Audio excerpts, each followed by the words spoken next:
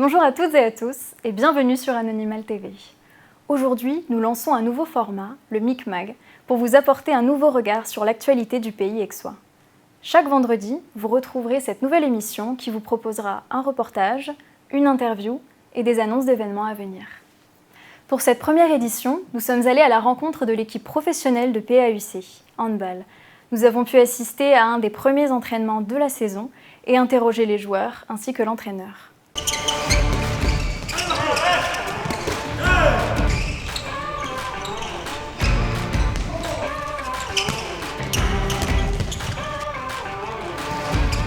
L'an dernier, on a fait un très bon championnat, on a fini 4e, d'ailleurs de grosses équipes. On a longtemps été dans le top 3, je dirais, mais on a eu quelques blessures et on a eu quelques moments un peu plus difficiles au printemps. Mais on s'est bien rééquilibré, on finit 4e dans un championnat qui est sans doute un des meilleurs du monde et c'est une très belle performance. On est qualifié en Coupe d'Europe. Pour jouer en première division au handball, il faut que tous les joueurs soient sous contrat, donc ce sont que des joueurs professionnels ou en formation. Avec le hand, c'est particulier, j'ai fait ça depuis que je suis tout petit. Voilà, j'ai fait toujours ce sport à côté d'autres sports et toujours dans le même club. Et du coup, j'ai fait le pôle espoir en même temps que les catégories jeunes au club. Et après, le pôle espoir, je suis rentré au centre de formation d'Aix. Et là, j'essaye d'intégrer le groupe pro et avoir un contrat professionnel. Un entraîneur, il est là au quotidien pour essayer de faire en sorte que chaque joueur puisse tirer le meilleur de son potentiel. Et après, le deuxième objectif, c'est d'arriver à tous faire jouer tous ces individus ensemble dans un projet de jeu que très souvent l'entraîneur a lui-même défini. Et voilà, c'est comme un bout de chemin qu'on fait ensemble et on essaie de tirer le maximum de chaque individu. On s'entraîne tous les jours, on se prépare l'été pour le championnat qui commence en septembre et bien sûr qu'une fois que la saison est lancée, on a minimum un match par semaine et très souvent 2. La préparation physique, on a commencé le 20 juillet. Voilà, on a fait une prépa où on essaie de remettre à niveau tous les joueurs parce que voilà, on arrive tous d'une coupure, des vacances. Du coup, on fait une préparation physique générale et après on attaque un peu tout ce qui est spécifique. Donc en fonction des postes et aussi en fonction des morphologies, des besoins, tout ça. Aujourd'hui, on a fait du handball. Bon, là, c'était spécifique handball tactique parce que le championnat approche. Selon l'entraînement, on peut avoir un bonus, faire une petite session de musculation. Et sinon, il y a les kinés qui sont là. Et après, on a aussi la chance d'avoir la balnéo, donc faire des bains froids, des bains chauds. Donc c'est vraiment très important pour être en forme pour les autres entraînements qui suivent.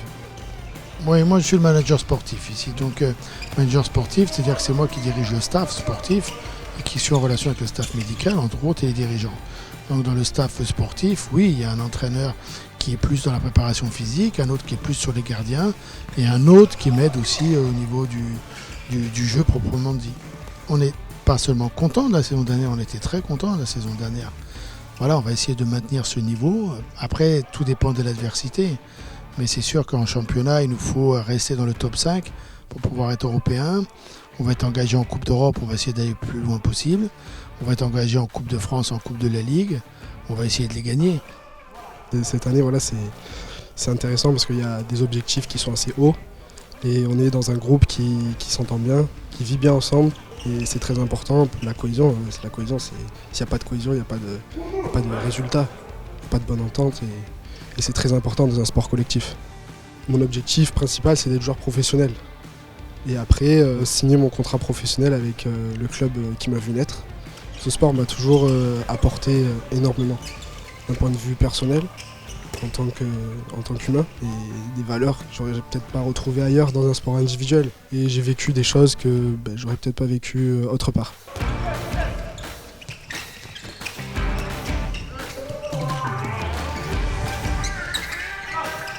Plaisir de pouvoir refaire une saison, je dirais, dans des conditions normales et d'avoir de nouveau cette relation qu'on peut avoir avec le public. Parce que moi qui suis arrivé l'an dernier, le public de Aix, je l'attends, je ne le connais pas plus que ça. Je suis venu ici avant avec mes autres équipes, mais là j'ai envie de voir et de communier avec les supporters aixois.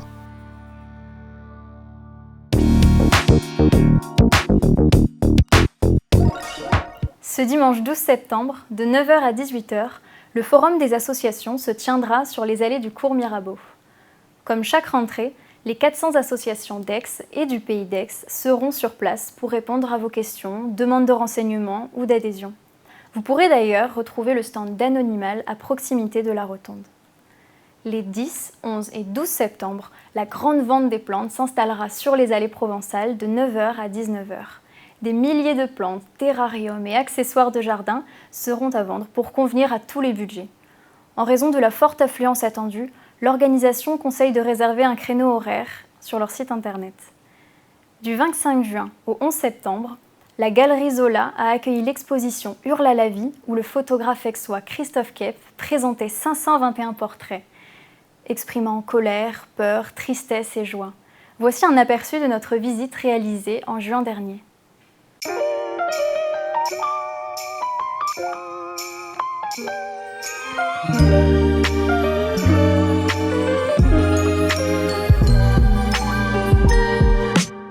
À l'issue de cette exposition, Christophe Kepf a décidé de prolonger l'aventure en publiant un catalogue rassemblant toutes ses photographies.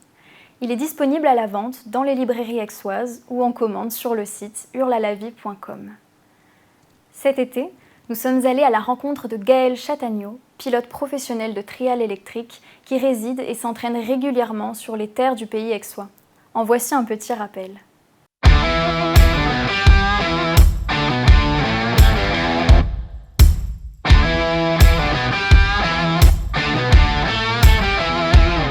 Il y a quelques jours, Gaël a été sacré champion du monde, un objectif dont il nous faisait part lors de notre entretien. Nous profitons de cette occasion pour le féliciter et vous rappeler que le reportage est toujours disponible sur notre page Facebook. Merci à tous d'avoir regardé cette vidéo et on se retrouve la semaine prochaine pour le prochain Micmag.